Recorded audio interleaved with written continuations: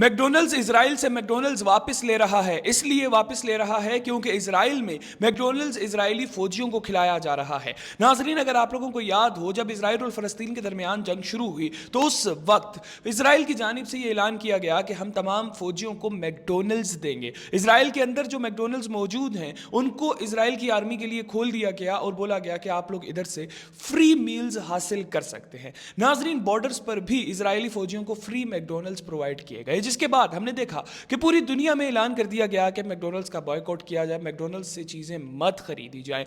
नाजरीन, जिसके बाद मैकडॉनल्ड्स को अरबों खरबों रुपए का नुकसान हुआ और अब मैकडॉनल्ड्स इजराइल से अपनी फ्रेंचाइजीज वापस लेने लगा है। मैकडॉनल्ड्स हर मुल्क में अपनी फ्रेंचाइजीज बेचता है। कोई एक शख्स होता है जो पूरे मुल्क में फ्रेंचाइजीज को रन कर रहा होता है। पाकिस्तान की जितनी भी मैकडॉनल्ड्स की फ्रेंचाइजीज हैं, ये किसी पाकिस्तानी शख्स के पास होंगी। इसी तरीके से इजराइल में मैकडॉनल्ड्स की जितनी भी फ्रेंचाइजीज थी वो एक इजरायली शख्स के पास थी।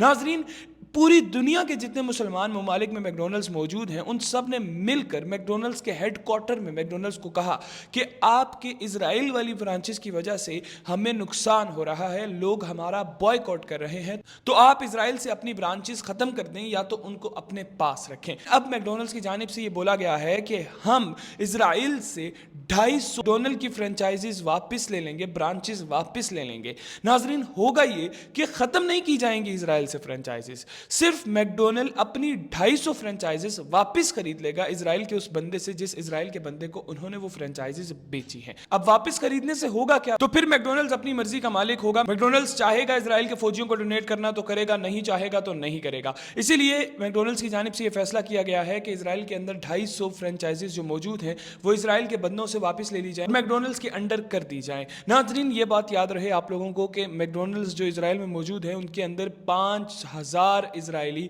काम भी करते हैं। आप लोग इसके ऊपर क्या राय रखते हैं जरूर कमेंट सेक्शन में बताइएगा। इसके साथ ही मुझे दीजिए इजाजत। अल्लाह हाफिज।